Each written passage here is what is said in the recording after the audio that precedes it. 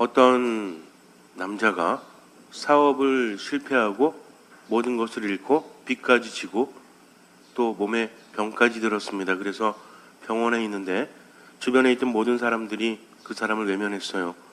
그래서 평상시 믿었던 모든 사람들, 가족들까지도 자기를 외면하는 것을 보고 그 사람은 심한 절망감에 빠집니다. 세상이 너무나 한스럽고 기쁜 일은 하나도 없고 죽지 못해서 살아가는 그런 하루하루였습니다. 몸은 점점 안 좋아지고 마음에도 온갖 분노, 슬픔, 고통 이런 것들이 일어나고 아무것도 의지할 곳이 없어서 밥을 먹어도 힘이 나지 않습니다. 약을 먹고 그렇게 하루하루 살지만 왜 살아가야 되는지조차 깨닫지 못합니다. 그러다 보니 주변의 사람들은 점점 더 하나둘씩 떠나갔죠. 왜냐하면 그 사람 얼굴에는 늘 분노와 미움이 그리고 슬픔이 서려 있었기 때문입니다. 보통 우리가 사람들의 표정에 많은 영향을 받죠. 말보다는 표정에 더 많은 영향을 받아요. 어쩌면 부부간에도 또 가족간에도 사랑하는 사람 사이에서도 내가 말을 별로 하지 않는데 왜 우리 사이는 별로 안 좋아질까? 라고 생각이 된다면, 그리고 왜 상대방은 나한테 저렇게 할까? 라는 생각이 든다면 먼저 거울을 보도록 하세요. 그러면 내가 말하지 않아도 이미 뭐가 말하고 있어요? 표정이 말하고 있다는 거죠. 공격적이지 않아도 표정이 공격적인 사람, 또 표정이 슬픈 사람, 힘든 사람은 다른 사람으로 하여금 힘들게 만드는 거죠. 그러니까 그 사람 곁에 잘 가지 않게 돼요. 우리도 그렇죠. 어떤 사람이 정말 표정이 밝고 뭔가 힘을 주는 그런 표정을 하고 있으면 그 사람 옆에 가게 되는데 자꾸만 힘든 표정을 하고 슬픈 표정을 하면 가기가 어때요? 좀 꺼려지지 않습니까? 그래서 자꾸만 그 사람을 피하기도 한다는 거죠. 그래서 화가 난 얼굴에 옆에 사람들이 가장 없고요. 그 다음에 슬픈 사람 옆에도 힘이 빠지기 때문에 사람들이 모이지 않는다는 것입니다. 근데 이 사람은 지금 사업도 실패했죠. 가족들도 떠났죠. 몸도 아프죠. 그러니 얼굴에 기쁨을 찾아볼 수가 있겠습니까? 찾아볼 수가 없어요. 그러니 사람들이 하나둘씩 그 곁을 더욱더 많이 떠나게 되었다는 겁니다. 그러던 어느 날 이 사람이 병원에서 이제 밥을 먹고 배가 좀 안 좋아서 이러면 안 되겠다 그래서 산책이라도 좀 해야 되겠다 하고 산책을 하는데 병원에 있는 한 성당이 눈에 띕니다. 그래서 성당에 들어갔어요. 참으로 오랜만에 성당에 오는 것 같아요. 그래서 제대를 딱 쳐다보고 있는데 근데 갑자기 제대 옆에 글귀가 하나 보입니다. 걱정하지 마라, 두려워하지 마라. 이런 글귀가 보여요. 그래서 걱정을 하지 마라? 왜 두려워하지 말라고 하지?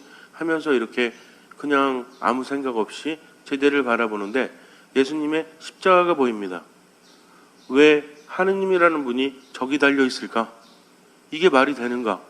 왜 하느님은 저렇게 십자가에 달려 있어야 되는가? 라는 생각이 들어요. 예수님은 하느님이 인간이 되셔서 세상에 오신 분인데 보통 신이라고 하면 어때요? 굉장히 아름다운 모습으로 이렇게 보여주는데 우리 그리스도교의 신은 어때요? 인간이 되셨고 십자가 위에 못 박혀 계시다는 거죠. 어떻게 보면 참으로 무력하지 않습니까? 그래서 믿지 않는 사람들에게는 십자가가 어리석음으로 보인다고 하죠. 왜냐하면 믿지 않기 때문에. 예수님께서 저렇게 힘든 모습으로 십자가에 매달려 계신 것은 무력한 모습이 아니라 무엇입니까? 십자가 자체는 거룩하지 않죠. 원래는 뭐였어요? 사형도구로 쓰여지는 모든 사람들이 두려워하는 그런 도구였습니다. 그런데 십자가가 거룩하게 된 것은 예수님께서 그 위에 계시기 때문이죠. 예수님의 고통이라는 것은 단순히 무력해서 당하는 고통이 아니라 어떤 고통입니까? 인간을 사랑하기 때문에 선택한 고통이라는 거죠. 그래서 십자가의 고통 뒤에는 무엇이 있습니까? 인간에 대한 무한한 사랑이 있다는 거죠. 내가 함께하는데 무엇을 두려워하느냐, 무엇을 걱정하느냐. 그래서 한참 성당에 앉아서 앞을 쳐다보고 있는데 갑자기 사람들이 모여들기 시작합니다. 무슨 시간이에요? 미사 시간이 가까워졌다는 거죠. 그래서 이제 일어나서 나가려고 하는데 일어날 기력조차 없어요.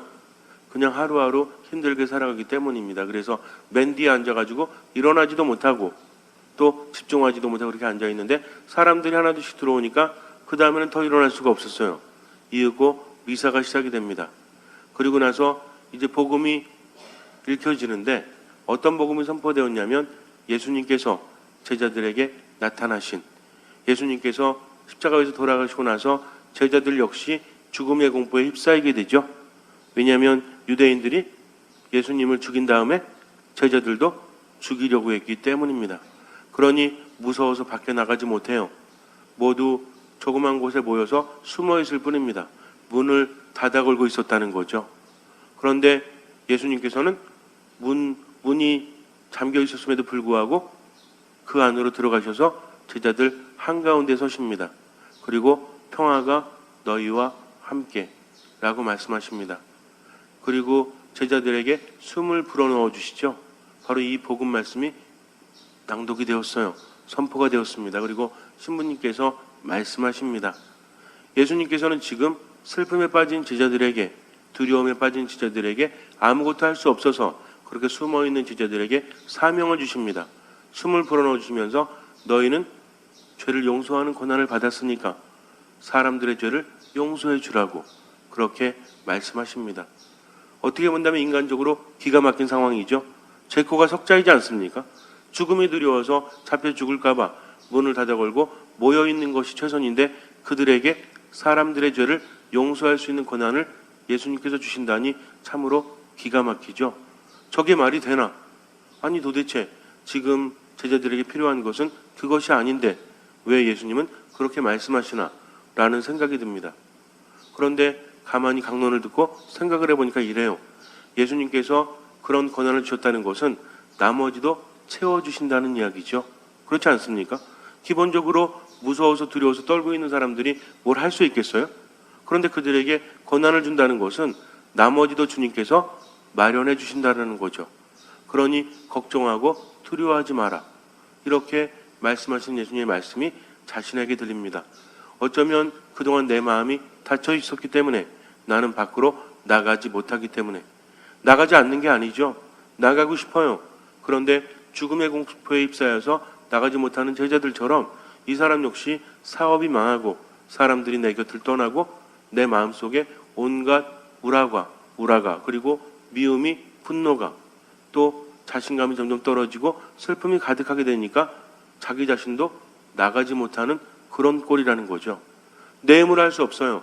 그러나 예수님께서 내 안에 오신다면 어쩌면 믿음이라는 것이 이런 것이 아닐까라는 생각이 듭니다. 그동안 성당에는 빠지지 않고 나갔어요. 그러나 그냥 나간 것뿐이지 아무것도 하려고 하지 않았습니다. 그냥 주님이라고 부를 뿐이지 내가 주님으로 모시지도 않았다는 거죠. 그런데 주님이라는 것이 과연 무엇일까라는 생각이 듭니다. 우리가 주님이라고 부른다면 나는 종이라는 표현이죠. 종은 권한이 있어요, 없어요? 없습니다. 모든 것을 주인께 맡겨야 한다는 거죠. 목숨마저도 누구 마음대로? 내 마음이 아니라 주인의 마음대로 할 수 있는 것이 바로 종의 위치라는 겁니다. 그런데 나는 여태까지 어떻게 살아왔는가? 어쩌면 예수님을 주님으로 고백하는 제자들이 지금 너무나 힘들어서 무서워서 밖에 나가지 못하지만 그들은 선택권이 없죠. 주인이 하라고 하면 종은 어떻게 해야 됩니까? 그저 시키는 대로 할 뿐이라는 거죠. 나머지는 주인에게 맡깁니다. 주인이 종을 시킬 때 모든 것이 마련되지 않으면 시키지 않는다는 거죠. 아무리 못된 주인도 터무니없는 곳에 종을 보내지 않아요. 죽음으로 내몰지 않습니다. 다만 주인이 시킨다는 것은 뭘 의미합니까? 나머지는 이미 마련되었다는 거죠. 그렇다면 종은 주인을 믿고 자신의 직무만 수행하면 그뿐이 아니겠습니까?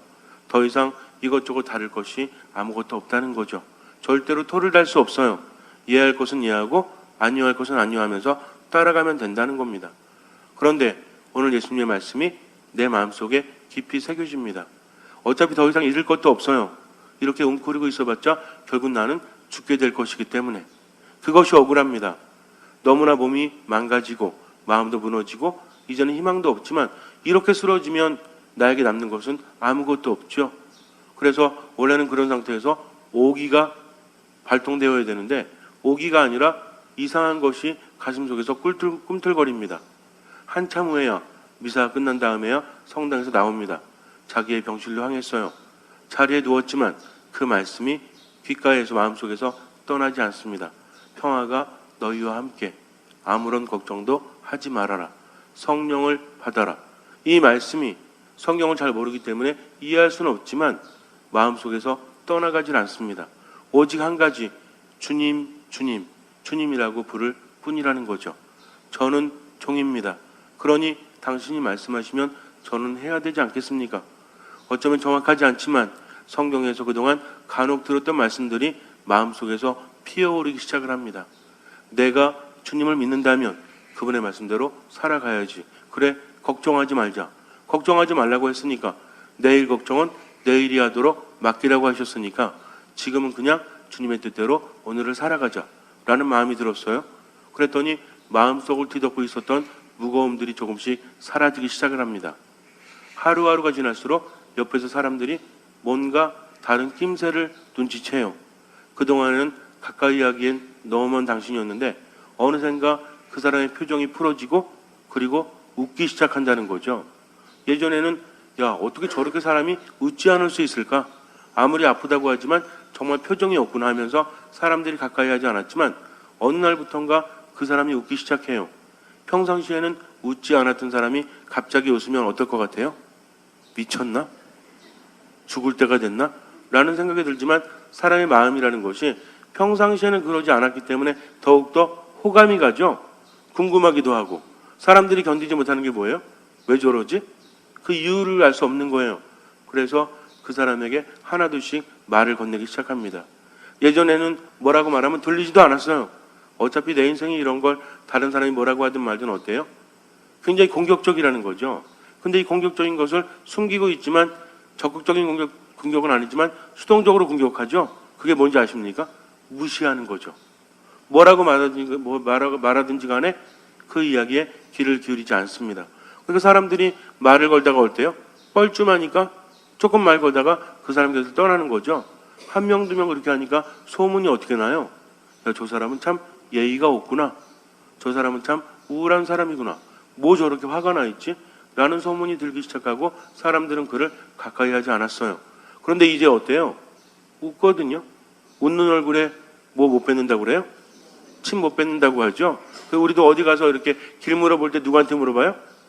잔뜩 찡그린 사람한테 물어봅니까? 아니면 좀 만만한 사람한테 물어봅니까?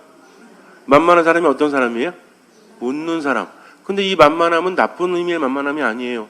그런 사람들이 더 많은 것들을 얻을 수도 있지 않습니까? 괜히 호감이 가는 사람.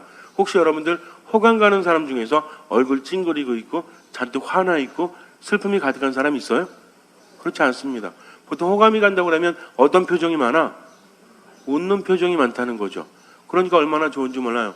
우리 성당에 가끔 이렇게 방문 오시는 분들도 앞에서 주보 나눠주시는 분들이 굉장히 잘 웃는데요. 이렇게 웃는 성당 처음 봤대요. 근데 전 잘 몰랐어요. 왜? 땅만 보고 걸으니까. 그래가지고 그 다음부터는 이렇게 쳐다봤습니다. 그랬더니 과연 성당 앞에 계시던 우리 여러분들, 봉사하는 분들이 계속 웃고 있어요. 신자들이 참 많이 웃는다고 합니다. 여러분들 그거 느끼십니까? 참 많이 웃으신대요. 너무나 좋대요. 그래서 하느님의 나라가 가까이 왔다는 것을 우리 귀한 성당에서 느낄 수 있다라고 하니 얼마나 행복합니까? 근데 저한테만은 얼굴을 왜 웃는 얼굴을 안 보여주십니까? 미사 시간에 웃는 분들이 별로 없어. 다 그냥 보통 어떤지 아세요? 뭐 그렇게 화가 나셨는지. 본당 신부 얼굴 보면 괜히 화나십니까? 아니잖아요. 그죠? 마음은 그렇지 않은데 그래서 성당에 들어올 때는 자꾸 미소를 지으세요. 왜냐하면 그래야만 행복할 수 있기 때문입니다. 하느님 앞에서도 웃지 못하면 뭐 어디서 웃을 수 있겠어요? 어쨌든 이 사람의 삶이 조금씩 바뀌기 시작하죠. 그리고 나서 이제 새로운 삶이 보이기 시작합니다. 예전에는 알지 못했지만 그래서 이제는 내가 주님의 말씀대로 한번 살아보자. 우선은 내가 있을 곳이 여기가 아니니까 병원부터 나가자. 나갔습니다. 나가서 보니까 남은 것이 거의 없어요. 그저 부모님만이 옆에 있을 뿐입니다. 그래서 부모님께 밥을 얻어먹으면서 이렇게 살면 안 되겠다 하면서 일을 하기 시작해요. 아주 열심히 합니다. 예전에는 거들떠보지도 못했던 것을 밑바닥부터 시작했다는 거죠. 그러다 보니까 많은 사람들이 평상시에 어떤 생각을 갖고 있어요. 잘 나가다가 망했으니까 고소하다라고 하는 사람도 있고 또 어떤 사람은 그래도 그때 나랑 인연이 있기 때문에 좀 뭐 좀 해줘야 되는 거 아닌가라는 뭔가 사명감도 있기도 하고 그런데 부담감도 있죠. 괜히 잘못 도와줬다가 어떻게 돼요? 계속 도와달라고 손 벌리면 어떻게 해요? 그러면 안 되잖아요. 그러니까 도와주고 싶은 어떤 인지상정도 있지만 귀찮아질까 봐 피하던 사람들이 그 사람이 이제 바뀌었거든요. 예전 같았으면은 막 분노하고 미워하면서 나에게 화를 냈을지도 모르고 네가 평상시에 받은 게 얼만데 하면서 그렇게 말했을지 모르는데 이제는 그냥 가끔가다 만나가지고 피해를 내다가 못 피해가지고 만났을 때 그런 얘기하지 않고 오히려 잘 지냈냐고 나도 덕분에 잘 지낸다고 말하고 가니까 어때요? 원래는 어떤 예상을 했어? 뭔가 요구하거나 요구를 할 줄 알았는데 인사를 하고 가거든요. 그러니까 신기해요, 안 신기해요? 저게 미쳤나? 라는 생각이 또 들기 시작해요. 근데 주변 사람들 이야기 들어보니까 나만 그런 게 아니야. 다른 사람도 그렇대요. 그러니까 관심이 점점 더 가기 시작합니다. 그러면서 내가 뭔가를 해줘야 되는 것이 아닌가 해서 가서 슬쩍 떠보죠. 내가 뭐 도와줄 거 없어? 없습니다. 괜찮아요. 그냥 이렇게 아는 것만 해도 저는 행복합니다. 이렇게 말하니까 도대체가 돌았나? 병원 갔다 오더니 아주 이상해졌네. 하면서도 자꾸 어때? 뭔가 도와주고 싶어요? 아니면 안 도와주고 싶어요? 도와주고 싶죠. 그래서 미안한 마음도 들고 그동안 외면했던 것들이 너무나 미안하고 그러니까 한 명, 두 명씩 도와주기 시작합니다. 어차피 그 사람이 일을 하니까 일적으로 도와주기도 하고요. 그 다음에 때로는 먹을 것을 갖다 주기도 하고 그렇게 하면서 조금씩 사람들이 마음의 문을 열기 시작하죠. 이 사람이 그러니까 어때요? 옛날에는 사람들과 함께 나누는 기쁨도 없었고요. 주변에 이렇게 친하게 커피 한 잔 마실 사람도 없었는데 요즘에는 어때요? 아주 여유롭게 커피 한 잔을 마시고 있거든요. 비록 가진 것은 옛날만큼 못하지만 오히려 더 행복하다는 느낌이 듭니다. 그러면서 입에서 어떤 말이 자주 나와요? 감사합니다라는 말이 나도 모르게 나와요. 옛날에는 일주일에 한 번 성당 가는 것도 억지로 갔는데 이제는 평일 미사에도 참여를 합니다. 그러면서 성체를 받아 모시고 말씀에 맞들이기 시작해요. 원체 성경은 잘 몰라요. 그런데 오늘의 말씀이 왜 이렇게 좋은지 그분의 말씀이 내 안에 들어오면 갑자기 힘이 나요. 옆에 사람도 없고 외롭기도 하지만 그분의 말씀이 있으니까 외롭지 않습니다. 그러면서 자꾸만 가슴이 뜨거워진 걸 느끼니까 미사 끝난 다음에도 나가지 못하고 성체 앞에서 성체 조배를 합니다. 예전의 나와는 전혀 다른 나가 됐어요. 그런데 놀랍게도 그 다음부터 이 사람의 삶이 완전히 달라지기 시작합니다. 예전에 함께했던 사람들, 그러니까 파트너는 아니지만 그래도 사업상 관계에 있던 사람들이 밀어줄 테니까 다시 한번 시작해보라고 이렇게 하면서 하나둘씩 연락을 합니다. 원래는 내가 찾아가서 사정을 해야 되는데 그 사람들이 나한테 연락을 해? 기가 막히죠? 어떻게 이런 일이 있을 수 있을까? 그러니까 감사하다는 말을 합니다. 그런데 상대방이 이렇게 말해요. 내가 여태까지 감사하다는 말은 되게 많이 들어봤는데 당신이 감사하다는 말은 진짜 같다고. 그러니까 우리가 보통 그런 상황에서는 다 감사하다고 하죠. 그렇지 않습니까? 그냥 튀어나오잖아요. 이렇게. 뭐 고객님 감사합니다 이것처럼. 근데 상대방이 지금 뭘 느낀 거예요? 진심을 느꼈다는 거죠. 그러니 믿음이 더해가겠습니까? 아니면 덜해가겠습니까? 당연히 더해가는 거죠. 그 다음부터 더 많이 일거리를 주고 도와주려고 합니다. 그렇게 몇 년이 지났어요. 이 사람은 예전보다도 더 많은 것들을 갖게 됩니다. 그러나 그 사람은 그것에 연연하지 않아요. 왜냐하면 이제 무엇이 진짜 행복한지를 알기 때문이죠. 그 사람은 말합니다. 나는 나무가 없는 그런 벌거숭이 황무지 산이었습니다. 그래서 비가 오면 산사태가 나고 그리고 메말랐기 때문에 아무런 생물도 접근하지 못했죠. 그런데 어느 날 그분의 말씀이 내 안에 떨어지고 그 말씀의 씨앗이 뿌리를 내리고 자라기 시작했습니다. 처음에는 의식하지 못했습니다. 그런데 그분의 말씀이 점점 더 자라나서 어느새 큰 나무가 되었습니다. 그리고 새들이 날아오기 시작합니다. 메말랐던 그 산에 나무도 없고 아무것도 없던 그 산에 어떤 말씀의 씨앗이 뿌리를 내리고 열매를 맺으니까 그 다음에 온갖 생물들이 모여들기 시작합니다. 새들이 모여드니까 또 다른 나무가 자라기 시작합니다. 그렇게 죽었던 땅이 생명의 땅으로 변했습니다. 그 모든 것이 바로 말씀 때문이었습니다. 이렇게 고백합니다. 여러분들의 삶은 어떠십니까? 우리가 많이 가졌다고 할지라도 메마르게 되면 어떤 징후가 나와요? 한번 내 마음의 상태를 한번 상상해 보세요. 어쩌면 아무리 큰 산이라고 할지라도 나무가 없다면 그러면 그 산은 죽은 산이 되죠. 아무런 생물도 다가오지 않아. 왜? 먹을 게 없으니까, 쉴 곳이 없으니까. 그런데 어느 날 그 황무지에 씨앗이 하나 떨어졌어요. 아주 조그마한 씨앗이. 그런데 그것이 의식하지 못하는 사이에 나무가 되고 열매를 맺고 점점 더 자라나게 됩니다. 그래서 온갖 새들이 와서 깃들이게 된다는 거죠. 그러니까 죽음이 무엇으로 바뀌어요? 나무가 있다는 것은, 새들이 있다는 것은 또 뭐가 있다는 것을 의미합니까? 물이 있다는 것을 의미하죠. 그래서 우리도 알겠지만 보통 산 같은데 물이 있다는 것은 나무 있는 산에 물이 있지 나무 없는 산에 물이 있는 건 없어요. 그렇지 않습니까? 혹시 여러분들 나무 없는 산에 무슨 약수터 이런 거 보셨어요? 그렇지 않다는 거죠. 그래서 나무가 자란다는 것은 아주 커다란 의미예요. 나무만 자라는 것이 아니라 나무에 무엇이 깃들여 삽니까? 벌레도 깃들여 살고 새들도 날아오고 그러죠. 새들이 날아와서 뭐예요? 거기서 응아하잖아요. 응아. 그럼 거기 뭐가 있어요? 또 씨앗이 있고 그것이 무엇이 됩니까? 거름이 되죠.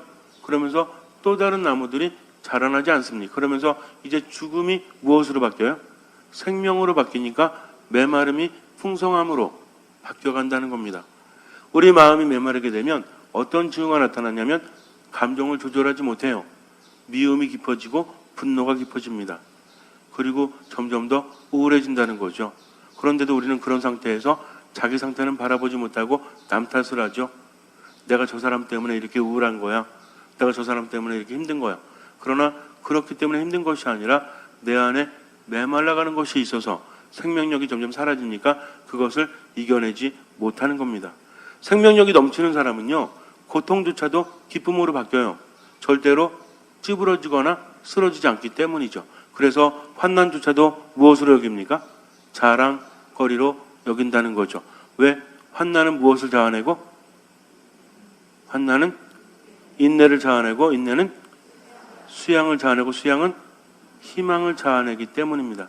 그런데 이 희망은 누구 때문에? 내가 잘나서가 아니라 하느님께서 성령을 통해서 우리 마음에 부어주신 그분의 사랑 때문이라는 거죠. 우리가 세상을 살아가면서 너무나 힘들고 너무나 괴롭고 고통스러울 때도 누구에게 의지합니까? 오로지 하느님께만 의지하는 거죠. 잠시 눈을 감으세요. 내 삶에 말씀의 씨앗이 떨어졌습니다. 뿌리를 내립니다. 그것은 너무나 작지만 그러나 겨자씨처럼 자라납니다. 누룩처럼 부풀어 오릅니다. 그러니 혼자 힘으로 살지 말고 주님께 모든 것을 맡기십시오. 주님께서는 그 믿음을 보시고 우리 삶에 놀라운 기적을 일으켜 주실 것입니다.